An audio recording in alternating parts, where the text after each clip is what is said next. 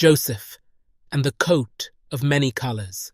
In the land of Canaan, there was a man named Jacob who had 12 sons.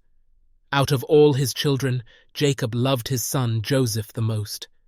Joseph was born to him in his old age, and Jacob saw something special in him.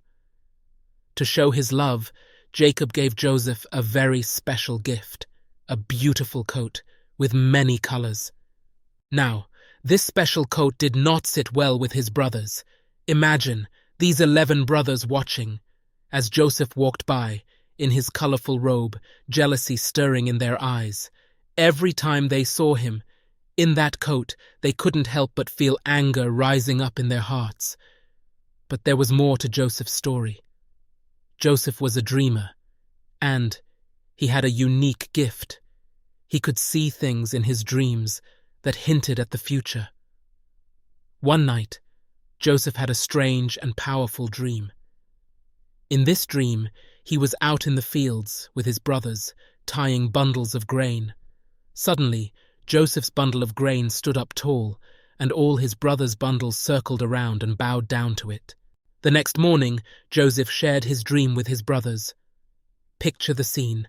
Joseph stands with a bright expression on his face, explaining his dream, while his brothers stand in a semicircle, arms crossed and frowning. They did not like the idea of bowing down to their younger brother. Another night, Joseph had another dream. This time, he saw the sun, the moon, and 11 stars all bowing down to him. Joseph told this dream to his father and brothers, and his father was taken aback. Jacob looked at Joseph with a questioning look. "Does this mean that your mother and I, and your brothers, will one day bow to you?" he asked. But deep down, Jacob wondered if there might be some truth in Joseph's dreams.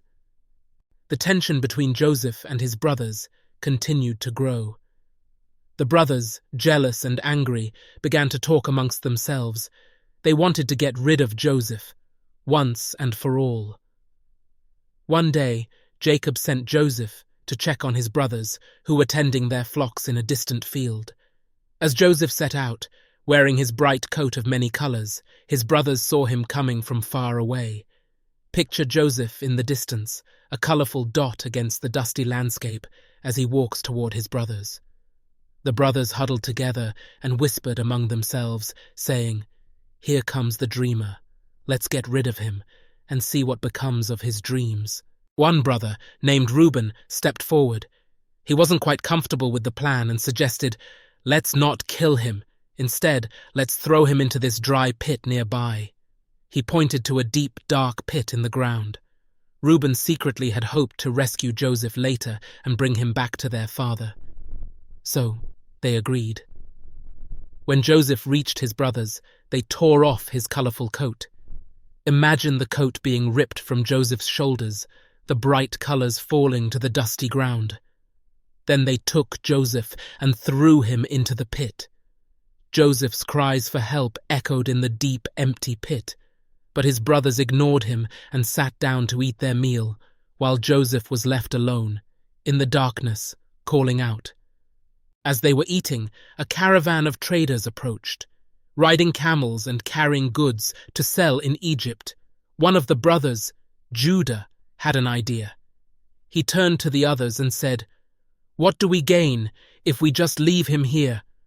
Let's sell him to these traders." The brothers agreed, and they pulled Joseph out of the pit. The brothers handed Joseph over to the traders, in exchange for 20 pieces of silver.